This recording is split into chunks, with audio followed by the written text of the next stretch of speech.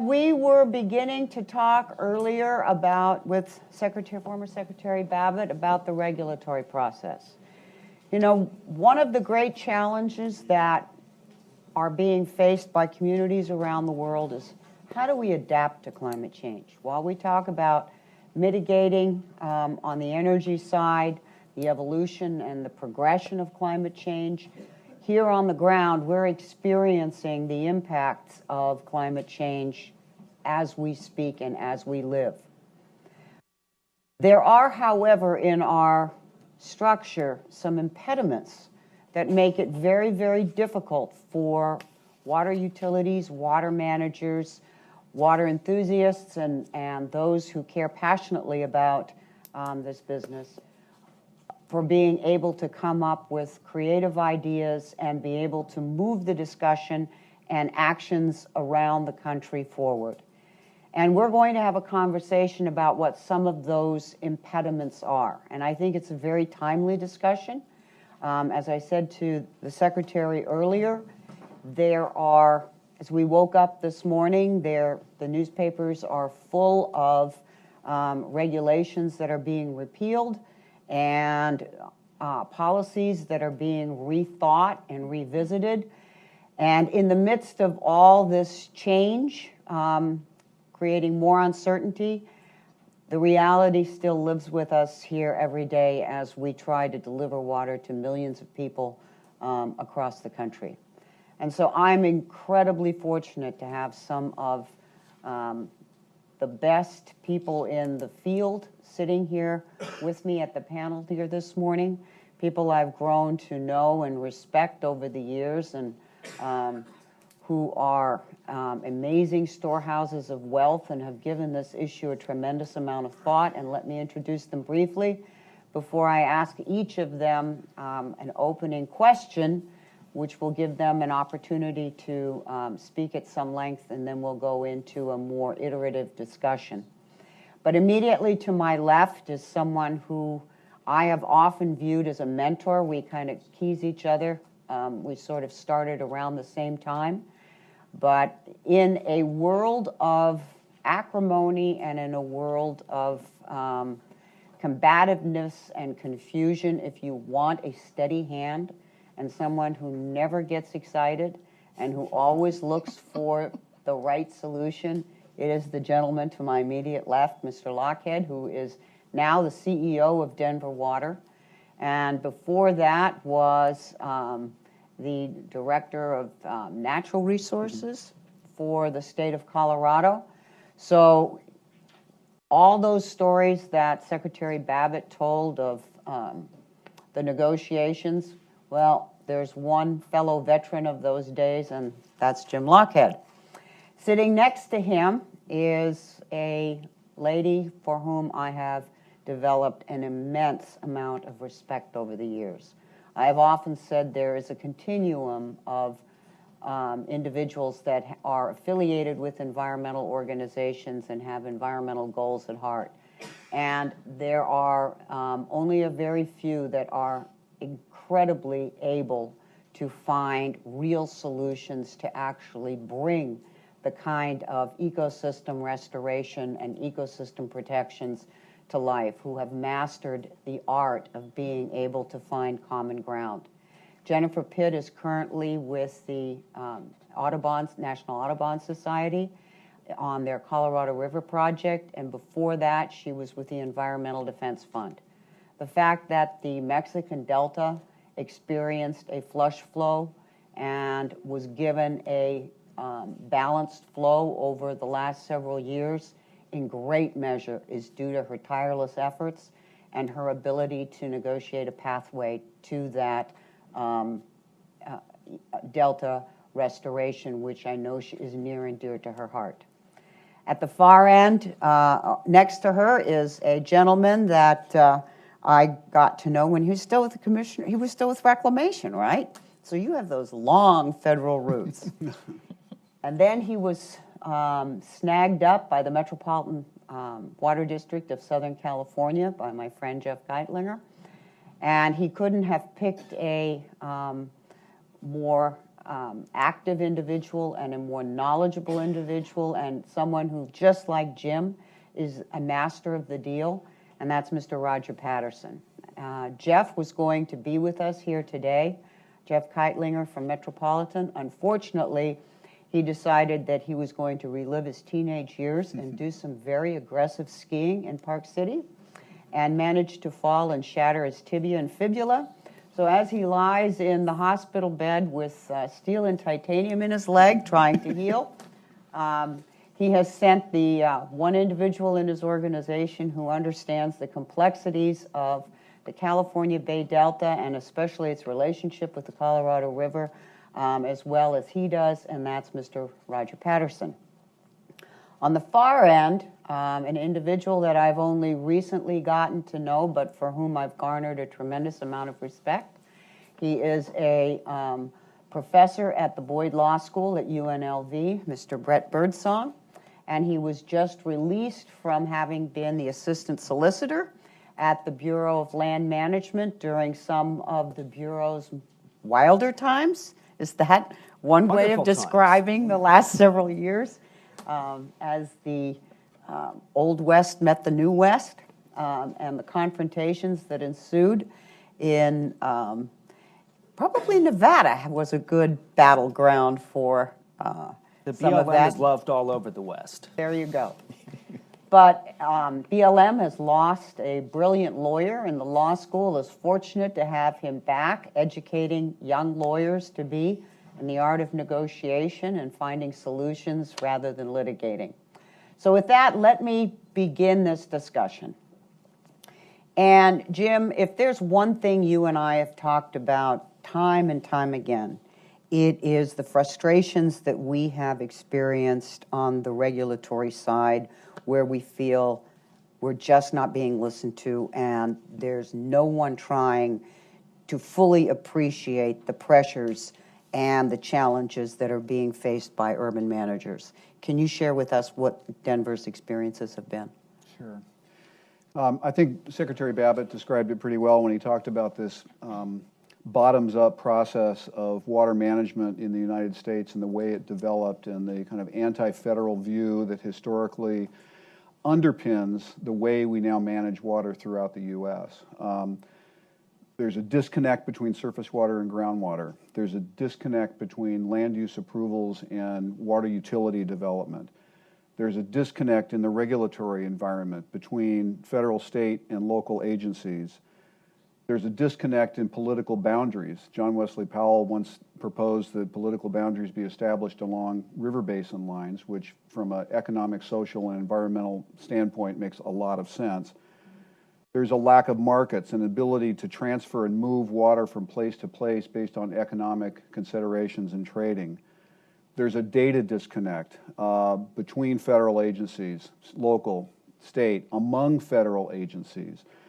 And so as we try to manage our way to water security in the face of population growth, in the face of a warming climate that's going to drastically alter hydrology and the way we deliver water, we face these enormous challenges of our ability to wind our way through the morass. When we first started on the Colorado River, we were talking about surpluses. The deal that Secretary Babbitt brokered among the Colorado River basin states was an argument about what to do with surplus water. No sooner had we concluded that deal that we began the worst drought in the history of the Colorado River that still exists today and persists today. I don't think that we ever thought that in our careers we would be dealing with the possibility of a Colorado River compact call or a violation, or Lake Powell and Lake Mead being at critically low levels. What we have found, I think, in the advent of climate change and a warming climate is the fact that things are moving much more quickly than we had ever anticipated. They're moving in directions that we don't know where they're going to take us. And the system that we have in place is so balkanized and layered and siloed that my concern is that we don't have the ability as a country from an infrastructure development and maintenance standpoint to be able to keep up with the challenges that we face with climate change, with growth, and with protection of the environment in the face of that climate change. An example is a reservoir dam raise that we're trying to do at Denver Water that involves taking water from the west slope of Colorado to the east slope of Colorado. We began that process in 2002. We're still in the permitting process today. And it's a project in which we actually reached out, and western Colorado, eastern Colorado is much like Northern California, Southern California. We love to hate each other. We're at war with each other. And Denver Water is the black hat. We are the evil empire on the western slope. But what we did was we sat down with western Colorado and we said, how can we move forward with this project in a way that makes the environment and the economy in western Colorado better with the project than without the project? We went through 6 years of negotiations. We brokered a deal. We have the support of major environmental groups. But we're through this gauntlet of local, federal, and state permitting processes whereby it's a continued handoff from one agency to the other, where you have the U.S. Forest Service, the EPA, the U.S. Army Corps of Engineers, historical societies, state health departments, state wildlife commissions, local agencies, all with their own cultures, all with their own separate sets of data, all with their own different methodologies of how to approach the permitting process. And I sat down with the U.S. Army Corps of Engineers colonel and the local EPA regional administrator and begged them, let's just get all the regulators in the room together from all these federal agencies, and let's just sort through the debate and manage this permitting process forward. We can have a robust process, but do it in a more timely way. And we sat in the room and literally watched federal bureaucrats argue with federal bureaucrats, state bureaucrats argue with federal bureaucrats, state bureaucrats argue among themselves about methodology, what the right science is, what the right modeling is, and nobody was on the same page. Secretary Babbitt talked about this common set of data and information and the ability to have a common platform for regulatory agencies to move through.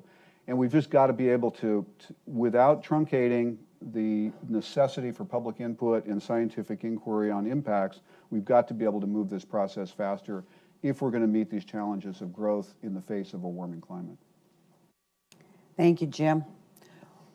Well, Jennifer, you've been able to do what many have thought was the impossible, and that is actually negotiate a pathway to begin a rational conversation around the Colorado River Delta in Mexico. And it flies in the face of many of the experiences that agencies across the country have had. What was the magic ingredient? I think the magic ingredient has been both the curse for the Delta as well as its salvation.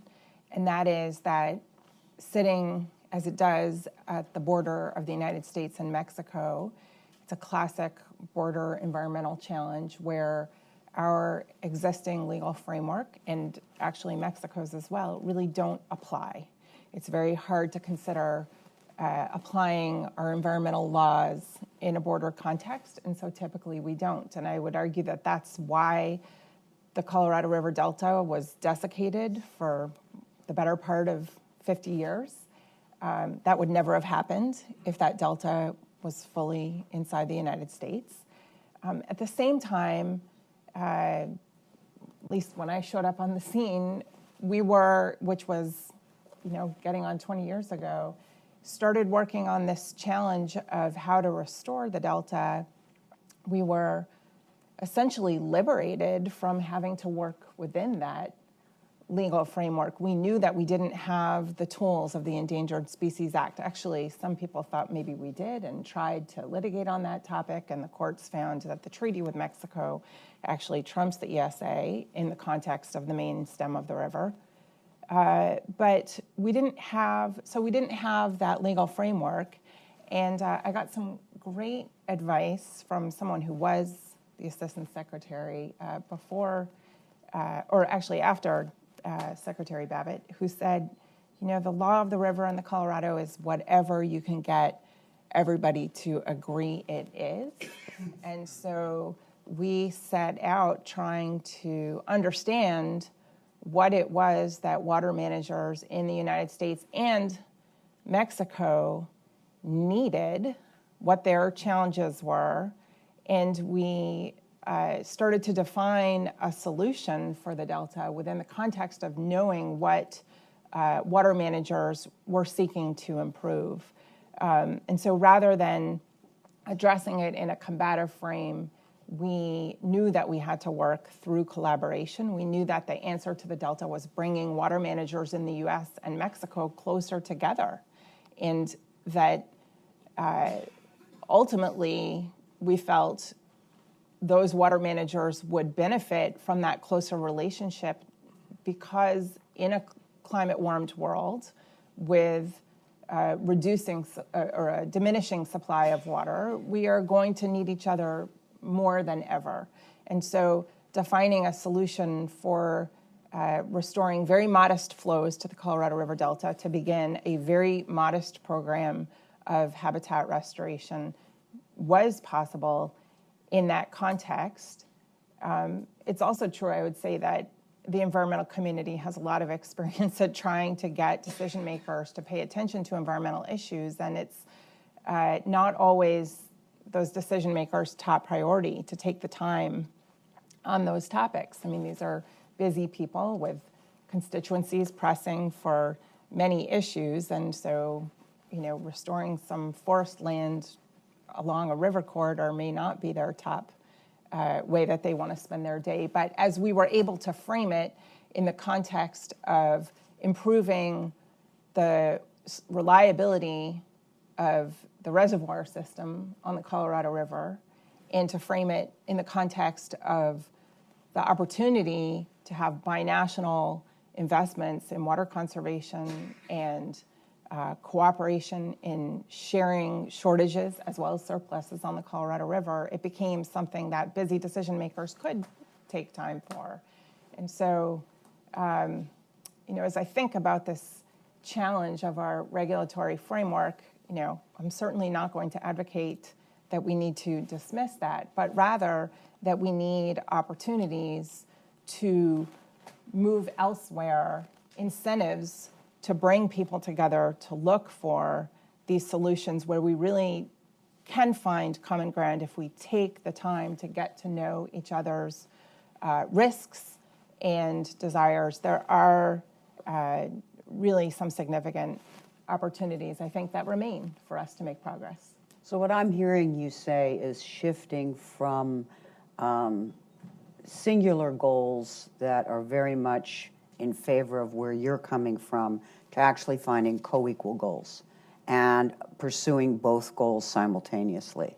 I think, opportunities to define projects, and, we are on the cusp of having a big infrastructure discussion in this country, and I certainly hope that includes water infrastructure. And I hope as we get into that conversation that we're not thinking about single-purpose projects, but rather projects with multiple benefits. And in fact, we're going to need to revisit a lot of our existing infrastructure to consider how it's going to operate in a climate-warmed world. We don't have that resilience in a lot of our existing infrastructure. We need to address water supply reliability for our urban communities, for our rural communities and the farms and ranches across the West, as well as for our rivers. But I'm actually quite optimistic that because we've really only just begun this exercise, we've operated as if water was a plentiful resource until quite recently. And so, we have ample, vast opportunity to do better with that resource as we examine how to share it across these many demands. That seems to have eluded you in the Bay Delta, Roger. There is probably no more intractable water problem in the United States than the California Bay Delta. So where are we, and what hope do you see going forward to find that magic solution? I give up. No. Jeff sends his regards, by the way. Jeff and I have been accused of two people, one brain, and he has 80% of it. So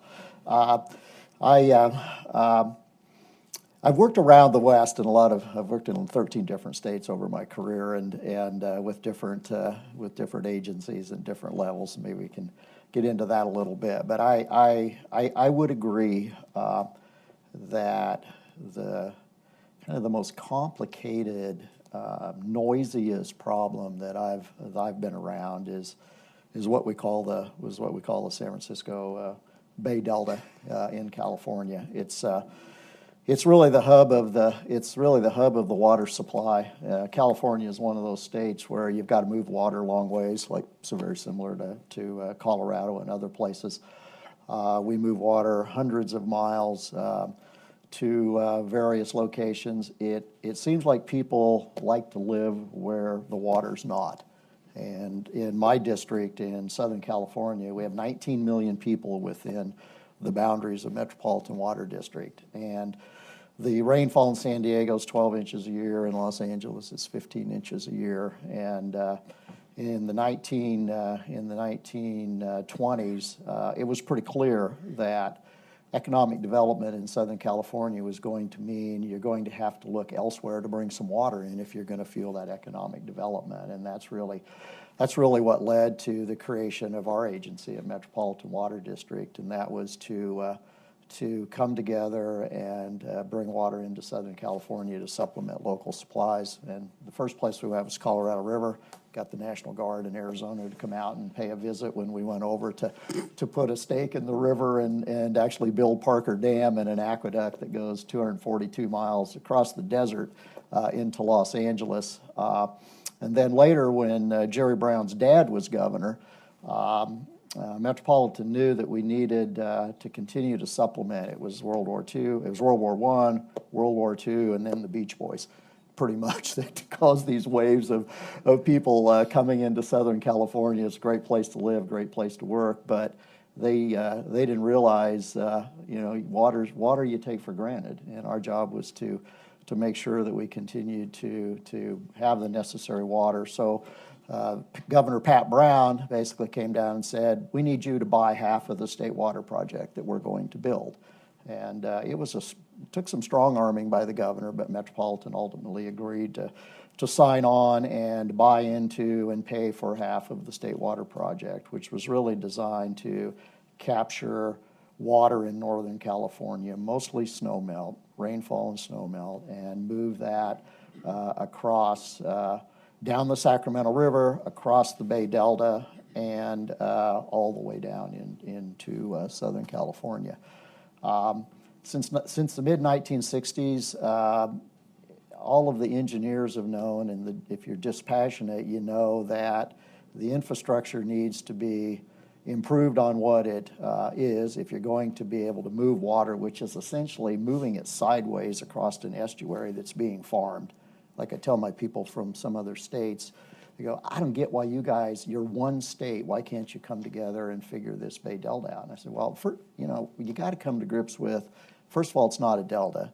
Second of all, these are not islands that are in the delta, and what we call levees are not really levees. In other words, nothing is really what you might think it's going to be. And when you go out there, I know, Pat, you've been out there, it just looks like nothing that you can imagine. But we've known for a long time that you can't sustain farming an estuary and shoving water sideways across the estuary into these pumps at the dead end that bring the fisheries with them and not have issues. And so we've talked for years in the 70s and 80s about a peripheral canal to shunt some of the water around and restore more natural flows. That went down in a statewide referendum when Jerry Brown was governor the first time. He's back. We are now looking at a smaller, more sophisticated way to move the water consistent with the co-equal goals, which our legislature endorsed in 2009. And the co-equal goals are healthy environment and reliable water supply. And most people believe in at least one of those. The problem is getting people to come together on two. And so we have spent the better part of 10 years putting together a game plan with fits and starts to improve the infrastructure and improve the environment. You talk about regulatory. This is kind of the poster child for regulatory issues. The EIS, and of course in California for every federal law you have to have a companion, but yet not exactly the same state law. So we have an environmental impact report, an environmental impact statement that totals just under 100,000 pages. So that's 33 feet if you stacked it, and 18 miles if you wanted to lay it out and read it. And you know, when NEPA first came out, the guidelines said keep things under 300 pages so that people can actually look at things and understand what you're talking about and be informed. There's a concept. So we've got a different approach here with pushing 100,000 pages. I will say this, it's coming to a head. We're within probably 2 or 3 months of having the final environmental permits. Working that now with the new federal administration coming in, you know, we're not quite sure exactly how that's going to play out, but we're getting down to the end. The governor is in his last term and wants to break ground on this project in 2018. Unlike it's a $15 billion project, and unlike any other project I've seen, there is no state or federal subsidy. 100% of a $15 billion piece of infrastructure is going to be paid for by the ratepayers of 55 different water districts strewn around the state. So this summer we will be going to all 55 boards of directors and asking them if they want to buy in at their share, assuming we get the permits. It's expensive. It's going to add $200 an acre foot to the cost of water throughout most of California. For somebody like Metropolitan that's selling water for close to $1,000, it's 20%, not that big a deal. If you're a farmer paying $100 an acre foot, you're going to go to 3. So you're 3 times what you're paying now. So hard decisions, but you couple that decision with the Groundwater Management Act that the Secretary talked about. These are coming to a head, and folks are going to have to decide where do you want to be in 20, 30, 40 years down the road. So the exciting part is it's coming to a head, and we get to make a decision. So you'll remain optimistic. That has been the problem of my career. I'm always optimistic, and I figure at some point, the adults prevail. I tend to agree with you, Roger. So Brett, having been in the BLM, this morning the newspapers were full of regulatory reversals. And Congress recently reversed one of the latter regulations that the BLM issued on land use planning. What's that all about? Well, I guess a couple of things. I guess, and we could think about the regulatory regime now and the instability in it along a number of different lines. But one of the things that's been hitting the news quite a bit that you're referring to is the Congressional Review Act, which until recent months was a relatively obscure law passed back in the 1990s, which had only been exercised once, but it allows Congress, through a joint resolution and then signed by the president, to basically revoke any rule that has been adopted by an agency within the last 60 legislative days. And we know how Congress works. 60 legislative days actually means about 6 months or so.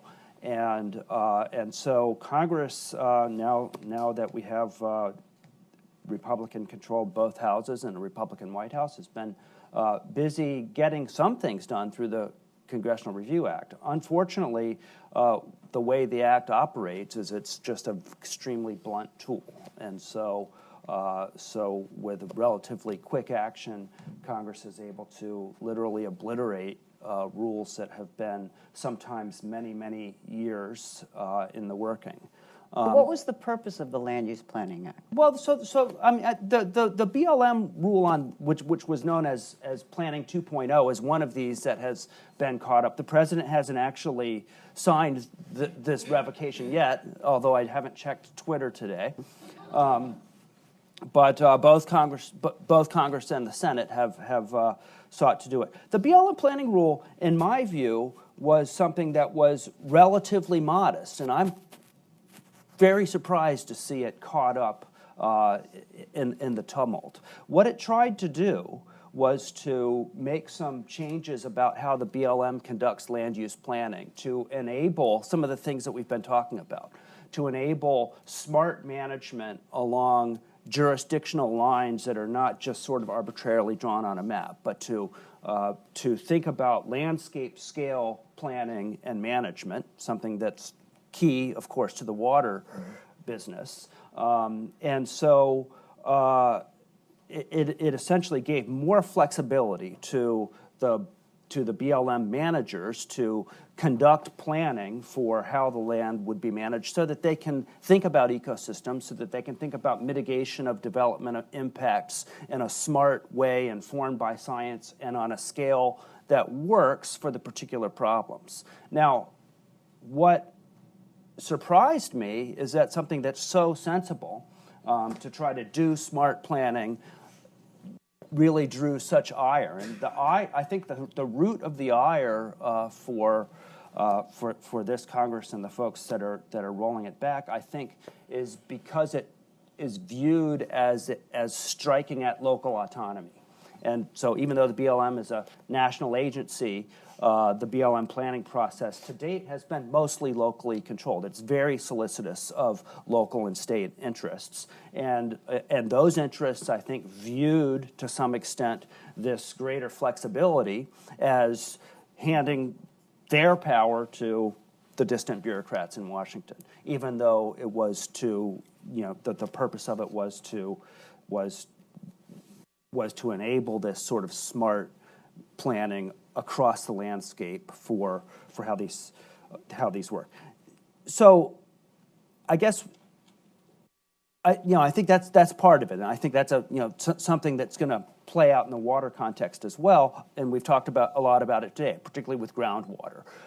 How do we take something that has been viewed as local and make pathways for broader regional or national approaches to it?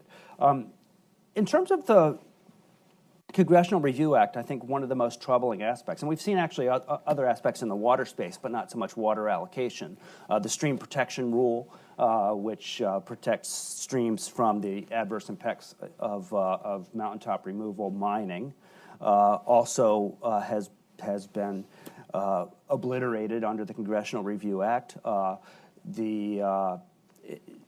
We've seen, although it's not eligible because it was enacted more than 6 months ago, the Waters of the United States rule, this administration is going to reconsider. Of course, that has to do with the jurisdiction under the Clean Water Act, and that has been a 20-year dispute of regulatory oscillation. And so there's just not a lot of certainty in the regulatory context right now. But don't you think part of the problem is the one-size-fits-all approach? I mean, what works in Maine has to, by definition, also work in California. I mean, let me be very frank with you. I mean, I had my serious issues with waters of the U.S., and I think that east-west dichotomy is one of the real tug points on waters of the U.S., and you're going to find a lot of water managers, especially in the western United States, that look at it somewhat askance. Well, that may be true, and it's always popular to attack something as under the rubric of one size fits all. I think that many of these rules are not as one size fits all as the rhetoric sometimes suggests. What I think is an interesting theme in this book, and from the experience of the folks up here, is that self-determination is a very, very strong motivator, right? And so where there is regulatory uncertainty, there is an opportunity for deal-making that will create the self-determination. That's happened in the Delta. It's happened in land management. I think one of the more durable, I hope it will be durable, things that the BLM accomplished over the last few years was in sage grouse conservation. The threat there was that the sage grouse was headed toward listing on the Endangered Species Act.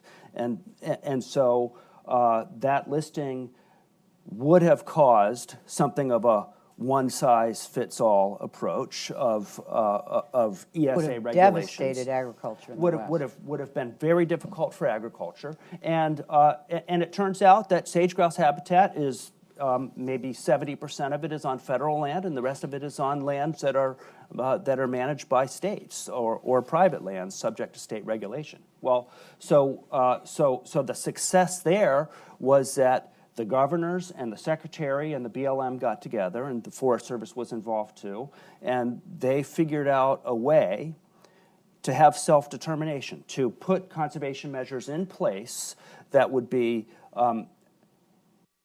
not tasty, but palatable to the interests and better than the regulatory default under the Endangered Species Act. And so it'll be interesting to see whether, because of that self-determination aspect of it, that's going to be more durable than some of these regulations that are being rolled back under the Congressional Review Well, I Act. think experience, we know anything where the people that have to live with the regulation, and if they help craft it, they will survive. So if we agree that the regulatory process today is somewhat rattled and isn't really responsive, I mean, there's some extraordinary examples right here in the DC area. You have DC Water negotiated a consent decree with the EPA and the DOJ for years, cost them millions of dollars, huge community effort, huge input. They signed the consent decree to be in compliance with the Clean Water Act, and lo and behold, they are ready to implement. Along comes the National Park Service, who said nothing for this whole time, and now demands a 3-year EIS because the project, the Potomac Tunnel, will somehow touch National Park Service land. Okay, as a former water manager and someone who understands that frustration, that's untenable. You just spent years and years negotiating with the federal government. Are you telling me that while we are talking to DOJ and EPA, the Park Service can't come in and say something? They have to wait until everything is signed, everything is done, to elongate this for another 3 years? And in the meantime, another Hurricane Sandy, and let's say it hits Washington, D.C., in a far more aggressive way than the last one did, causes these combined sewer overflows. And everyone's going to complain about the environmental impacts and the sewage rolling down the streets of the D.C. area. Well, somewhere along the line, you have to grab yourself by the head and say, this makes no sense. And so you and I have had this conversation. Isn't it mostly about process? It is about process, and it's about a way to get the people in the room to find solutions. The law of the Colorado is what we think it is. And I think that I talked about kind of the regulatory conundrum that we're in this permitting process for Denver Water. A possible solution is that is to come together in an adaptable, nimble process that will allow us to meet our regulatory requirements in conjunction with the local community and federal agencies. So what we have is a situation with federal regulations, state regulations, primarily around temperature and water quality, that are premised on specific parameters that are based on the past. What we know with the warming climate is that the future is not going to look like the past. We have these rigid regulatory structures that are going to hamstring us in terms of being able to comply. And we have these processes whereby we can spend years litigating and arguing about who's right and who's wrong in terms of their modeling about the impacts. And in the meantime, the environment is suffering. So what we did in our process was we established a forum called Learning by Doing. And what we did was we invited Denver Water as the regulated entity, the local community, local county, environmental groups, the U.S. Forest Service and other federal agencies into a process whereby we all agreed that the future isn't going to look like the past, that we need to start doing something now to improve the aquatic environment today, to set the stage for the operation of this project. we put the flexibility, the operation of our system on the table. We put money on the table, and we began this process. It's an iterative process whereby every single week there's a meeting by phone or in person to look at what's happening in the aquatic environment below our project and how can we make adjustments. And one of the rules is that nobody gets the blame for causing the problem. The problem exists, and the group is charged with finding a solution on the ground to the particular problem. And so we avoid the arguments about who's in violation of a permit.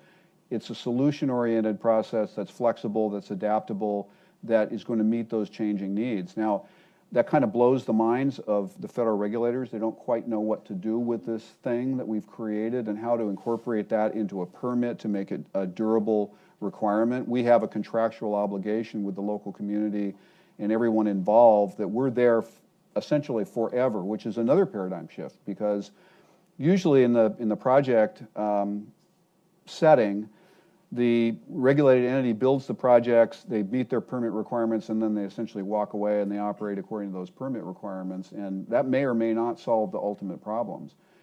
The difference here is that from Denver Water's perspective, we're in it forever in terms of continually managing our project to meet these aquatic challenges that we face. So we're not walking away from our obligations to the environment on this project.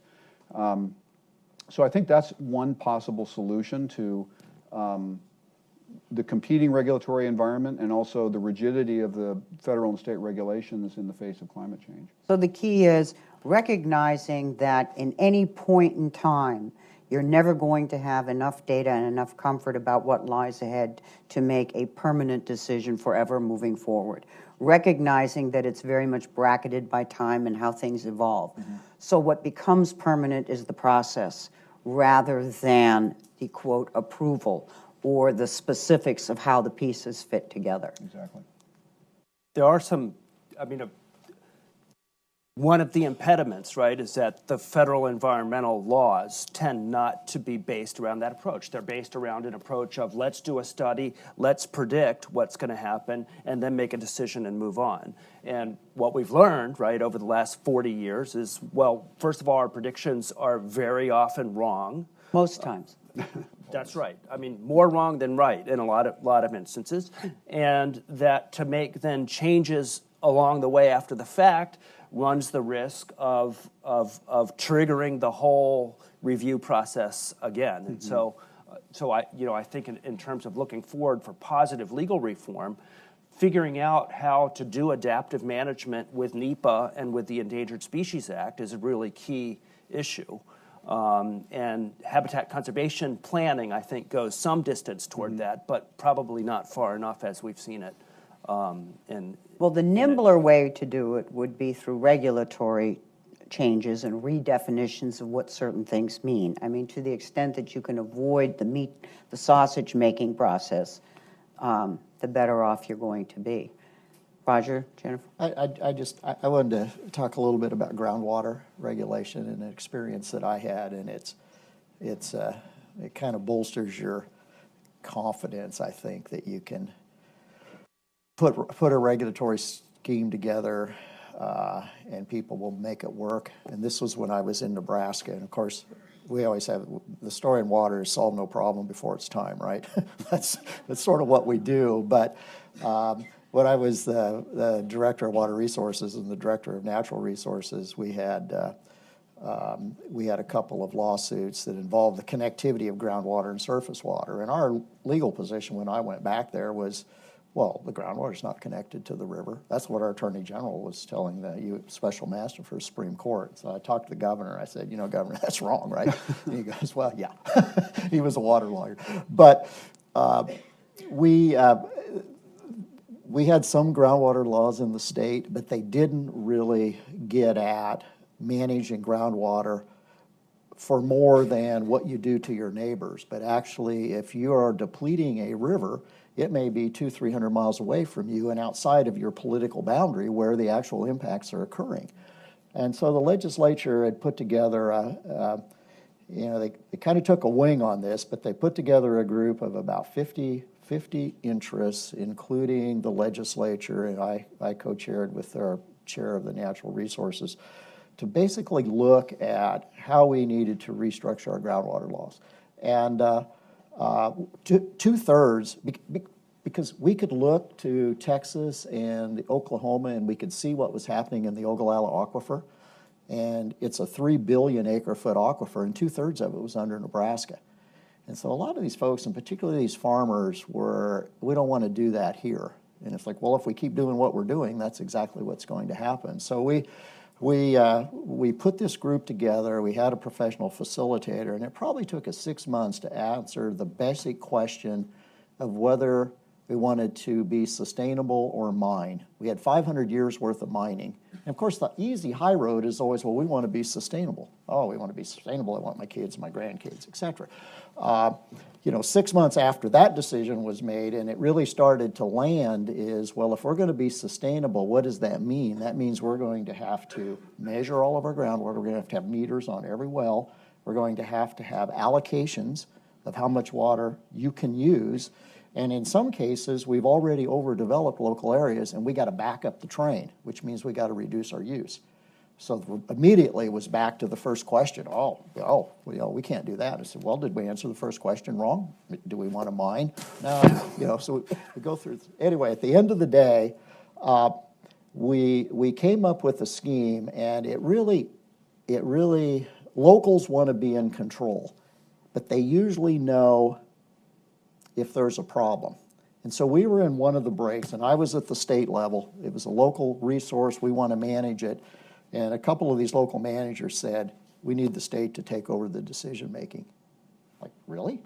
Why would you do that? You guys want to be in control. And what they really meant is, what we need the state to do is tell us you're maxed out on the amount of development in any particular area, and then you let us figure out what to do. And that was really the balance that we struck, is every year I would look at the entire state, look at the basins and say, you're done. And the day I said you're done, you couldn't drill another well, not another well, until the locals had their management plans in place. So there's a lot of incentive for them to do it in a way that worked with their neighbors. And now they could go to the grocery store and look their neighbors in the eye because we're setting something up, where before they knew we need to stop development, but they would have to make the decision themselves and they couldn't do it. So it was really kind of a heartening way of looking at a regulatory scheme that people bought into and could get behind, as opposed to, I knew what they needed to do on day one. But if I'd have told them that, we'd have gotten nowhere. So, good experience. I guess I wanted to reflect a little bit on where the environmental community has been at trying to address river health. When I came into this business, sort of adage was we have 19th century laws and 20th century infrastructure and 21st century water needs, but there's nothing we can do about it because that law is established. There's property rights that are derived from that law, and it's essentially an immobile system. And I think there's a legacy through the second half of the 20th century, certainly, of a lot of people asking for change in the health of our rivers and not seeing that accomplished. And what I observe different today is that the challenge to the status quo of water management and this regulatory framework is not coming from us, it's coming from our physical reality. And water managers, the state agencies, the local agencies are at the point of saying we need to change the rules of the game if we want a resilient and reliable water supply.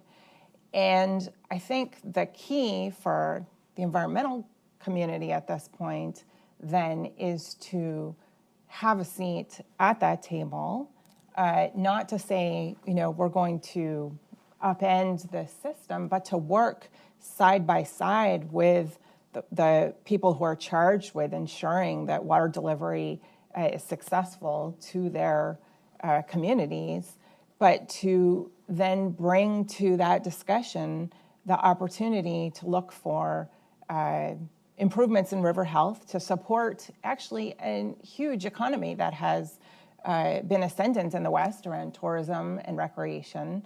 And I don't think, we have ample polling data that shows that the public is behind us on this. And what's really interesting about this moment is that we actually have an opportunity. We are, I think, all in agreement that changes need to be made. And so the challenge is ours now to sit together and figure out how to maximize the benefits that come from those changes. But it's important, and I give kudos to the water managers sitting around me here on this stage, because you have all been leaders in opening up the door to the back room where the water deals get made and letting some new interests in, and that's made a huge difference. Thank you, Jennifer. With that, I probably should open it up for questions from the audience and engage you in this conversation we could continue having for the next 6 hours. Yes, sir. I'm Stephen Heverly. I just moved here. Stephen Heverly from San Diego. Just moved here, worked on water issues there. It's interesting that, so we're talking about a bigger picture scenario than very local level stuff. And in Southern California, especially on the coast, a lot of environmental groups that are against desalination as a portion of new water supply. And I wanted to ask you guys if there's maybe a scenario down the road where environmental groups in the West see desalination, along with other conservation and water recycling, as a source of water to reduce impacts on Colorado River and even to a certain extent the Bay Delta in San Francisco.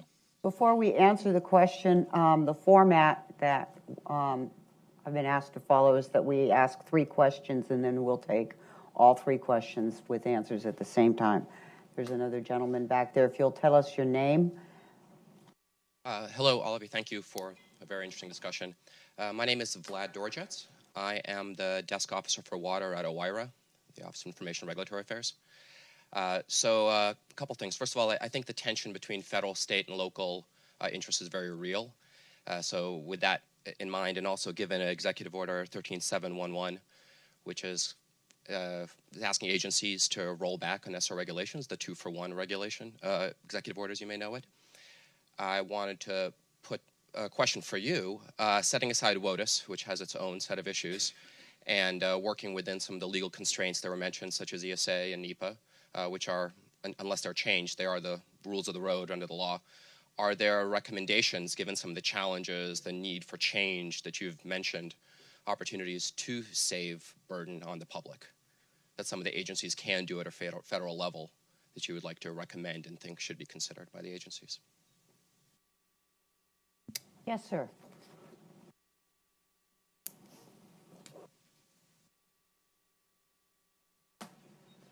Yes, good morning. John Bird again with MAPS, the Association of Mapping and Geospatial Firms, and then National Society of Professional Surveyors. Wanted to comment on Jennifer's point about the taking a look at water projects for multiple uses instead of stovepipe or single-purpose infrastructure projects. We believe and are pushing an Obama program in the United States Geological Survey called the 3D Elevation Program, 3DEP. And you all may have heard of this, where they use nationwide elevation data collection using LiDAR technology, including IFSAR in Alaska. And just trying to identify through the broad agency agreement, a BAA for state and local government opportunities to put in project opportunities for federal funding. So that way you have a state and local approach asking for federal funding help. Can you all talk about those kind of experiences where you've had the opportunity to leverage federal leadership and funding to work on state and local projects connected to water infrastructure? Thank you.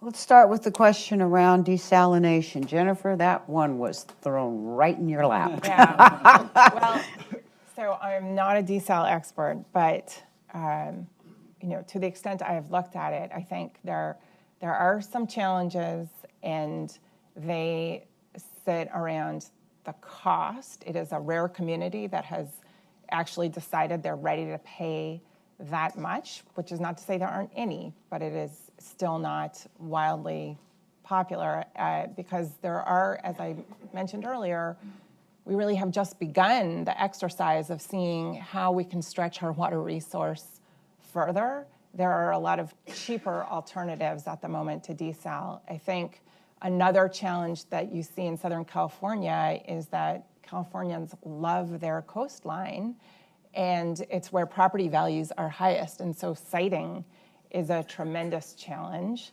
And then there are challenges that conservation groups raise about entrapment of species at the intake pipes, about mixing concerns about the brine waste discharge on the coast. I think there are probably technical fixes where if you spend the money and you get the infrastructure right, that you can overcome some of those marine ecosystem challenges. Again, I'm not an expert, but that's my understanding. I think perhaps the biggest barriers, though, remain in the cost and the siting issues, and that will those people's perspective on those issues will change over time as the water scarcity challenge changes over time. For people who are interested, I commend a report produced, I don't remember the title of it, but the Pacific Institute, which is based in Oakland, produced a report on desal that really does go through many of these issues quite comprehensively.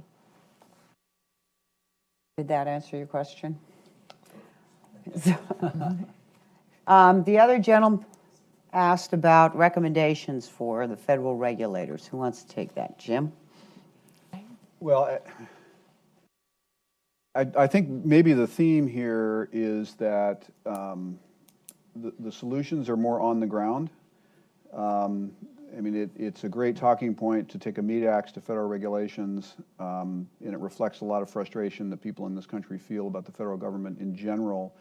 But regardless of what those regulatory structures say, the action is on the ground where those impacts are occurring. And I think from a process standpoint, President Obama tried an accelerated process for infrastructure projects. I've experienced a number of projects where, with the right level of federal, state, and local leadership, actual things are able to move forward. And I believe that at the federal level, if there is real leadership that's encouraging the agencies to move forward, to move things, and that is being enforced, that we can work without getting hung up in the debates about what regulations are going to go away and how they're going to be changed. It goes back to this learning by doing concept that, WOTUS has been around, for many, many years. It's going to continue to be litigated and debated and talked about, and in the meantime, we just kind of sit and wait. And so, on the ground, we need to be moving forward. And I think from a federal agency standpoint, that leadership needs to be there to act in the right way, to be a motivator, as Secretary Babbitt said. We need governors to be able to get their state agencies in line to move forward, and we need local agencies that are willing to step up and innovate and be part of innovative solutions to move infrastructure projects forward in an environmentally responsible way. And in many ways, aren't some of these regulatory difficulties also huge barriers to incorporating state-of-the-art technologies and encouraging the development of that next generation of technological innovation? Because we jump right to no and right to, well, what if, and can't find a pathway. And I guess I've always felt that kind of technological innovation that, is beginning to emerge in areas like Denver and in Las Vegas and in California is what the future is about. And as a utility, we're risk averse, right? I mean, we deal with public health. Belt and suspenders. If something goes wrong, failure is not an option for a water utility that's dealing with public health, and Flint's the perfect example. So it's not as though we're looking to push the envelope in that regard. We want rigorous research, we want tested, proven methodologies, and we're not going to be on the bleeding edge of new technologies. I mean, that's just the definition of a water utility. But at the same time, the reality is we need to be working toward solutions that promote total water efficiency within the urban water cycle, and using the right quality water for the right purpose, whether it's stormwater, whether it's recycled water, whether it's reuse, whether it's desal. Those are the solutions that in today's reality we're going to be looking at, and we need the regulators to be working with us to look at technologies that are frankly used all over the world, but which we struggle with to implement in the U.S. The last question was around multi-purpose use projects. How do we leverage that? I wanted to respond a little bit to the data and the partnership with the feds on that. We spend about probably $30 million a year in the Delta collecting data. We have so much data, we don't know what to do with it. And that's part of the problem. It's like my 100,000 pages. You just get overwhelmed with it. And a large part of that is collected by the USGS, by Fish and Wildlife Service, Bureau of Reclamation, all of the state agencies. One thing I like about working at Met, we've got a lot of resources, and we've got a lot of really smart people. And this one guy that works for me 3 years ago, he says, we need to get an app that can sort through all this data and pull out what's important to us on any given day and put it in front of the whole group. And this is really bizarre. Secretary talked about it, but we actually every day have to make decisions on what's going on in the Delta, depending on how much flow is coming in, what are the pumping rates need to be, where are the fish. I mean, every morning, including this morning, the first thing I look at is, did we kill any fish yesterday? Did we kill a Delta smelt yesterday? The answer is no, today. So that's a good day. So my guys, and then this consultant, they put together, and it's called Bay Delta Live. I've got it on my iPhone. You can get it. And what we started to do was the folks before would come and they say, well, you know, we saw something, da-da-da-da-da, but they didn't have the data, and we don't even know if they really saw it, but you guys need to reduce pumping for whatever reason. That evolved into, well, let's start getting the data on the table, but a lot of it, well, it's not QA/QC checked yet, so we can't really, I'm using it today, but you won't see it for 6 months. So we've finally broken through the barrier where as this data comes in, and we're doing all these special surveys, we have 3 boats out there every day looking for fish, doing whatever. The next day we get the data, it integrates into Bay Delta Live, and it's in front of everybody that has a dog in the fight, so to speak, in making the decision on what we're going to do on any given day. And the feds have been tremendous. It didn't cost a lot of money for the feds. They spend a ton of money collecting the data, but we were able to take that, and they now are very comfortable. They're using it, and it's just one of those partnerships to take it and figure out in all of the stuff that's out there, what do you really need to know to make the decisions, and can you get it in a dashboard so somebody like me can look at it and go, well, it's pretty obvious we're fine. The fish are way over there.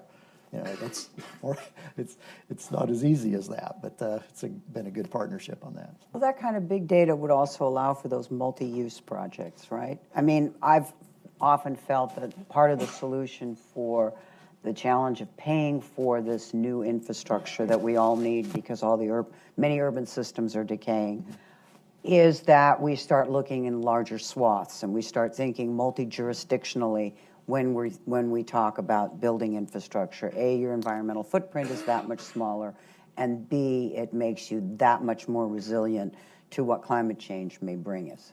Comments? Well, I think that the idea of data as a support for decision making is really critical on this real-time basis. If we're going to be responsive on a daily basis in terms of protecting aquatic resources, watershed health, providing water for recreation, the idea of having data and decision support systems to inform those decisions is critical. And because as a water utility, we're not a single purpose agency. We move water when there's a kayak festival and we can supply water for a kayak festival. Or if the fishing conditions aren't exactly perfect, we'll move some water if we can do that. We're in the process of buying water to move it through the urban reach in the middle of Denver to establish a gold medal fishery in the heart of Denver. So as a water utility, the health and sustainability of the aquatic systems and the watersheds is critical to our ability to keep doing this job 100 years from now. And data and decision support systems and the kinds of things that Roger has are absolutely critical to make those real-time decisions about how we meet our needs to our customers, but also when we have these opportunities to promote watershed and aquatic health.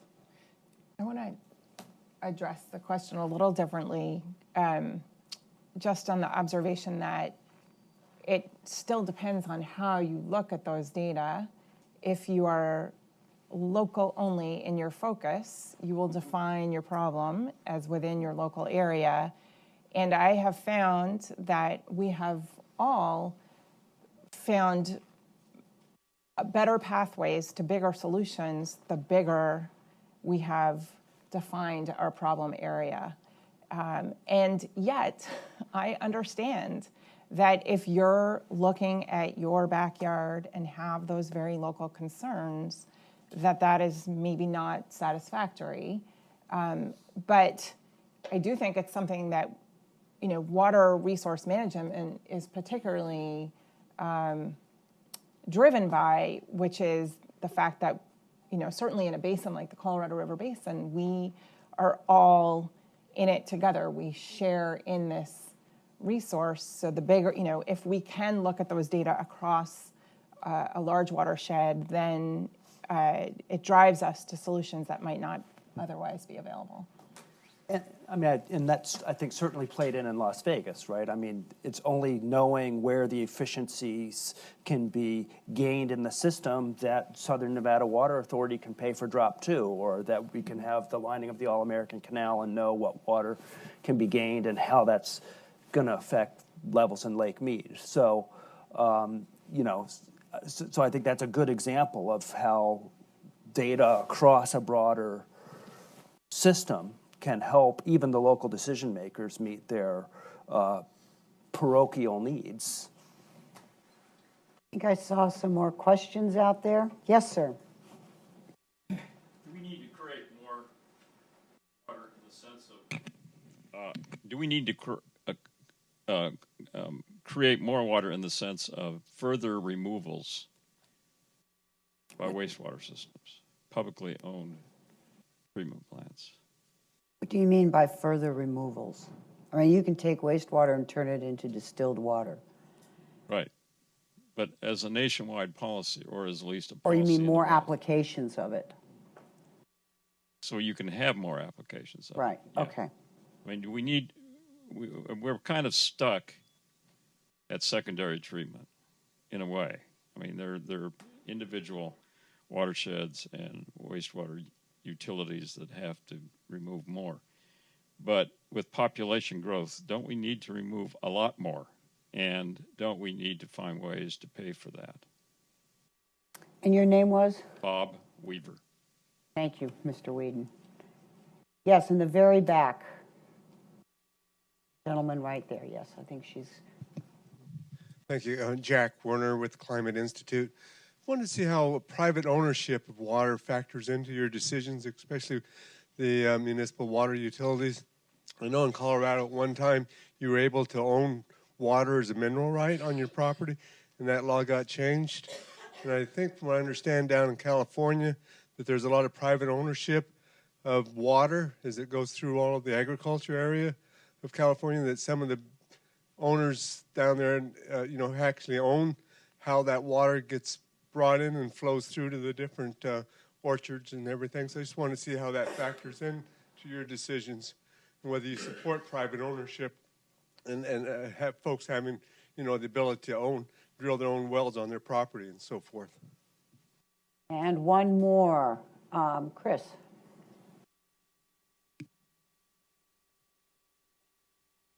Just ask a question about the proliferation of agencies. I think in California at the moment that you have about 5,000 water agencies.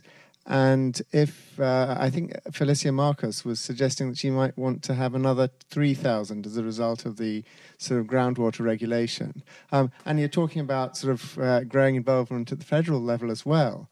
I mean, it seems that one could end up with a sort of, quite enormous system growing out of this. If you give them a chance, I'm sure we can find one. That was a snide comment. Let's start with reuse and applying reuse more broadly. Thanks, Bob, for the question. Did you plant that question with him? He already knows the answer. The answer is we do need to expand the reuse of wastewater, and we need to take it to a higher level.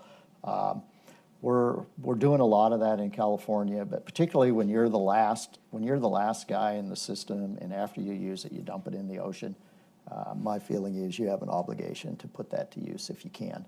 Our board at Metropolitan just authorized us to run a pilot on a huge wastewater reuse plant that would be south of LAX. It would be twice as big as anything that's ever been done, 150 MGD. Incredibly expensive, less than desal though, probably in the end. By the time, if the board authorizes the entire project, by the time we get there, we know we can clean it up to drinking water level standards. Will we be able to do that at the time? Maybe not. We may have to do what we do now and take the wastewater, clean it up to basically drinking water level, put it in an aquifer, pump it out, and reuse it. That's essentially what we're doing. Now, and we're going to continue to do that. But there is a strong push to look at, well, now we can put it in a small reservoir if you have a certain amount of retention time before you pump it out and use it. So we're getting closer and closer to direct potable reuse. But that's a key part of our water supply future. I mean, we basically we're still growing 150,000 people a year in our district. So that means in 10 years we got another 1.5 million people that we got to provide water to. And we know that we're going to have to do that through local water supply development. So wastewater reuse, there'll be another desal plant or two. There's the new one that just came on at Carlsbad. It's part of the portfolio, I think a pretty small part. But we'll continue to do those things. So when the 1.5 million people show up, we'll be able to meet their water supply needs and not be looking at either the Colorado or the Bay Delta for additional supplies. But I think you said something very important that often gets missed in the reuse conversation: location, location, location. Absolutely. Because especially in the West, one man's water supply is another man's reuse. And so you break that chain upstream at the head of the ditch, and you start creating a cascading problem downstream. So location, location, location. And it's one of those where having a larger regional conversation about doing it becomes really important. I mean, if all of a sudden the west slope of Colorado became addicted to rain barrels, the lower basin could have a heart attack. Yep. So, yep, 100%, and it does depend on where you are, because your return flow is the next person's water supply, absolutely. But like I say, when you're the last one to use it and dump it in the ocean, you get no argument that you've got essentially a moral responsibility to see if you can put that back to use. But when I worked at the Bureau of Reclamation, we had the Title 16 wastewater reuse program, and I'd have people like Sacramento come in and they want to invest, and I'm like, you're low priority because your return flows now are feeding the Delta, which feeds the Delta outflow, which feeds. So it does. It totally depends on where you are and who should be making those investments, which are not inexpensive. And from a regulatory perspective, Yep. From a regulatory perspective, what's intriguing to me, it's where the Clean Water Act meets the Safe Drinking Water Act, which is a brand new territory for those of us who live in the regulatory space. That overlap is incredibly important. Jennifer? Oh, just a quick comment on the ideal situation of the Southern Californians to be working on reuse, which is that last week I picked up a small news clip that Stone Breweries has made their first batch of beer using recycled water. So kudos to the Southern Californians. Multiple use. Toilet to tap. Ooh, no, we don't like Shower that. to flower. Okay, on that note, let's go to the next. Those kind of sayings are not helpful. Private ownership, and is that factored in, especially in Colorado? And You're the water lawyer. The West prides ourselves on private ownership of water. A water right is a private property right protected by the Constitution in every Western state. California is a little bit of an anomaly there, but so it's embedded in social, political, legal doctrine in the West about private ownership. So it's both a blessing and a curse. It's a blessing in that we know where the water is, we're measuring it. Colorado in particular is fully integrated from a groundwater, surface water supply. But for example, if Denver wanted to promote the one water concept of really efficiently managing our water resources through the whole urban water cycle, we've got these downstream farmers that are raising a fit. So it's illegal to capture rain in Colorado because rain coming from the sky is the property of Colorado and it's subject to the appropriation doctrine. So it limits our flexibility. The other problem is that right now, mostly in the West, we lack the ability to develop innovative solutions between agriculture and urban water users in terms of moving water from one sector to another and being more drought resistant as a whole between the agricultural and urban sector. So we have this dynamic that we call buy and dry, where municipalities, it's much easier to go to a farmer and basically say, I'm just going to buy your water. And when, I'll lease it back to you until I need it. But when I need it, you're going to dry your farm up and that's done. We don't have the ability to have innovative market solutions that the market is frankly asking for. Agricultural producers are asking for the ability to deal with this private property right that they own, that they can tap into to keep their businesses going for both themselves and their kids and their grandkids and sustain a rural economy and a society that's incredibly important in America. And so as I said, it's both a blessing and a curse as to how we deal with that. We've got to find a way to recognize the private property nature of water rights in the West, but also open up markets and the ability to transact in innovative ways. And there's a lot of political and legal resistance to doing that. But it also butts its head up against use it or lose it. Right. And that's where it becomes even more complicated. If you don't use your water right, it is such a disincentive to conservation. It's such a disincentive to cooperation. And it is something that has been long overdue and needs to be looked at in the West. Anybody? Yeah. Pat, one thing that I've learned since I've been with Metropolitan, Metropolitan has some pretty creative partnerships with some of the farmers that I did when I worked in Colorado. I was pretty familiar. I mean, that was more the way. You go out and buy a piece of farmland and you essentially strip the water off of it when you need it. Metropolitan's got 3 programs. One where we spent money to improve the efficiency of a delivery system, and then we can share the gain and the returns there. We're going to a non-beneficial use, so location, and it actually fit. We get 105,000 acre-feet a year from Imperial Irrigation District through that kind of a system. We have another one with Palo Verde where it's a voluntary program with the farmers, and essentially we made a payment to them to enlist in a fallowing program. When we call for the water, they will actually fallow their farmland and make that water available to Metropolitan. We pay them an additional fee at the time that we make the payment. It's $35, and it's a really good program, 35-year program. For them, we essentially paid them the value of the land when they sign up, and then we pay them a pretty nice annual fee when they do it. So it really works for the ag guys. For us, it's $200 an acre-foot water. So it's really inexpensive. So depending on which end you look, we both think we're getting a good deal. They were worried about impacts on the local economy, so we put a few $1 million into a local fund that they manage to, they build a taco shop and a tire store and a few other things over in the community, and they've still got a lot of the money left. They've done a good job. And last summer, with some other farmers downstream, we're doing an intermittent fallowing program. It's kind of a stressing program where if they don't farm or don't irrigate at the hottest part of the year, which is when their yields are the lowest, but their water use is the highest, we'll pay them not to do that. And then we'll take that bit of water And they love it. They want to expand the program now and create 2 different sign-up periods for this coming year. But it's a way for them to hang on to their legal use of the water, get some economic income out of it. That part, they only do a portion of what they have, so that part they can count on. They know how much money they're going to bring in, and then as commodity prices bounce around here and there, this is kind of the stability piece of it, and that's the way they pay to go to Hawaii then.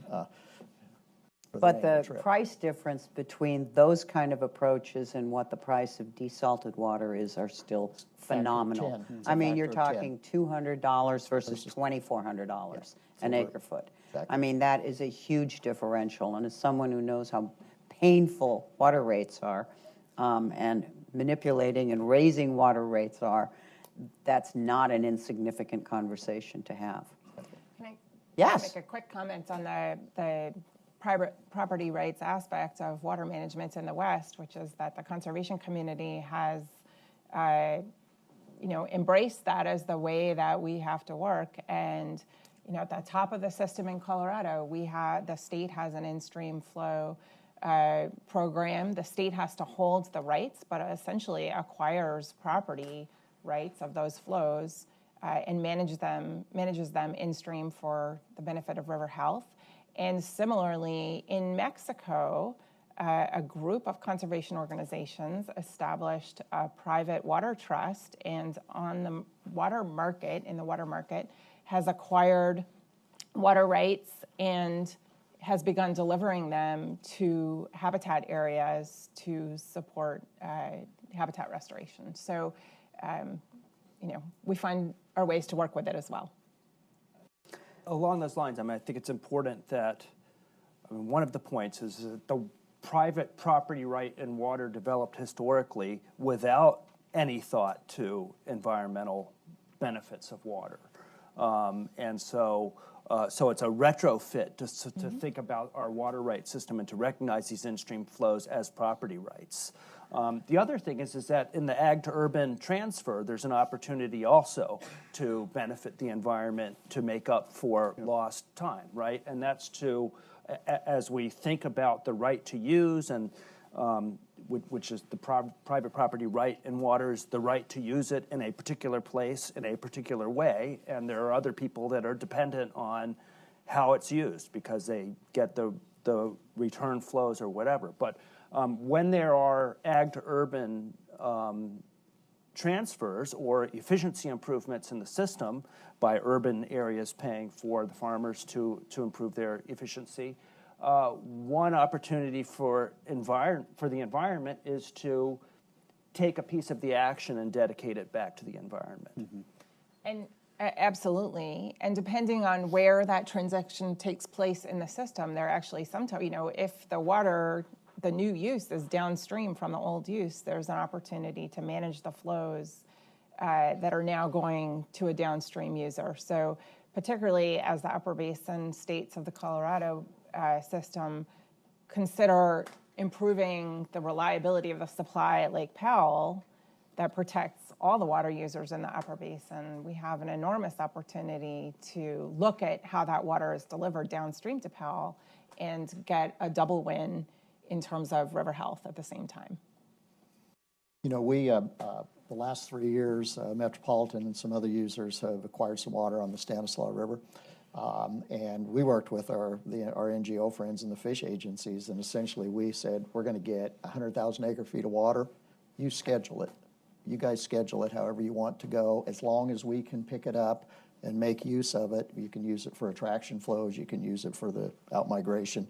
And it worked great. They were doing cartwheels because this was during the drought when there was very little water available to meet some of the fishery needs. And so you can do these if you don't think of those on your own if you're just the utility manager maybe, but the more you broaden the conversation, as Jennifer said earlier, it's like, it cost us absolutely nothing, and it was a tremendous win. So. Right, and it gets right back down to having sufficient infrastructure to be able to be that flexible. I mean, that requires a reservoir capacity, that requires a pipe capacity. There are pieces that make that or break that. And I think that brings us full circle back to the whole infrastructure dilemma that this country's facing and the impediments that are in its way. And I think I got the time signal, and I think that's an appropriate time to say thank you to our panel members here. And we will take a short 15-minute break, and we'll be back for an international discussion. Thank you.